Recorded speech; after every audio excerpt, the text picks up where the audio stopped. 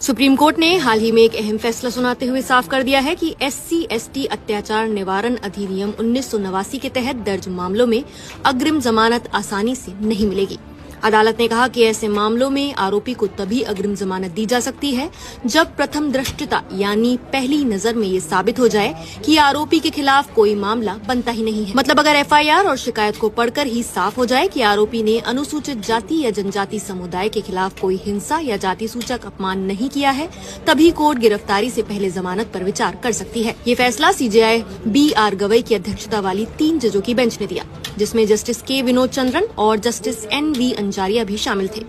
Bench ने Bombay high court के उस आदेश को रद्द कर दिया जिसमें महाराष्ट्र विधानसभा चुनाव से जुड़े एक मामले के आरोपी राजकुमार जीवराज जैन को अग्रिम जमानत दी गई थी। इस मामले में शिकायतकर्ता किरण ने आरोप लगाया था कि 2024 के विधानसभा चुनावों के दौरान घुले जिले में एक झड़प हुई जिसमें दलित परिवार पर हमला किया गया और जाति सूचक गालियां दी गई।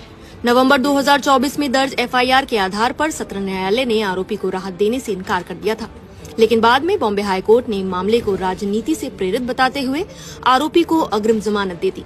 सुप्रीम कोर्ट ने अब इस आदेश को पलटते हुए साफ कहा कि शिकायत की सामग्री को देखते हुए अपराध का मामला बनता है, इसलिए अग्रिम जमानत नहीं दी जा सकती। अदालत ने अपने आदेश में SC/ST एक्ट की धारा 18 का भी जिक्र किया।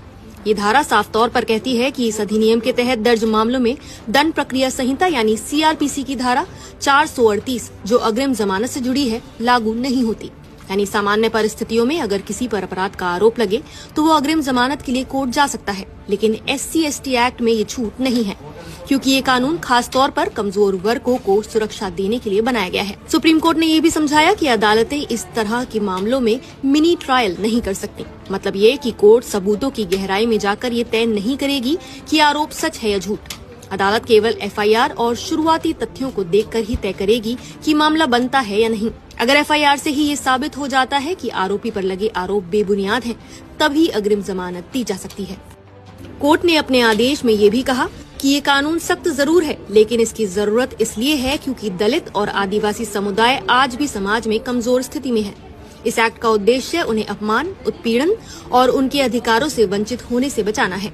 सुप्रीम कोर्ट ने ये भी कहा कि धारा 18 इस अधिनियम की आत्मा है और ये समाज के उन समुदायों के लिए संवैधानिक समानता और सामाजिक न्याय सुनिश्चित करती है। इस फैसले से साफ है कि आगे से अगर कोई आरोपी ये कहकर अग्रिम जमानत लेगा कि उस पर लगाया गया मामला झूठा है, तो उसे ये साबित करना होगा कि FIR से ही कोई अपराध नहीं बनता। लेकिन अगर पहली नजर में मामला सही दिखता है तो आरोपी को गिरफ्तारी का सामना करना ही पड़ेगा। आपकी इस पूरे मामले में क्या राय है, हमें कमेंट करके जरूर बताएं।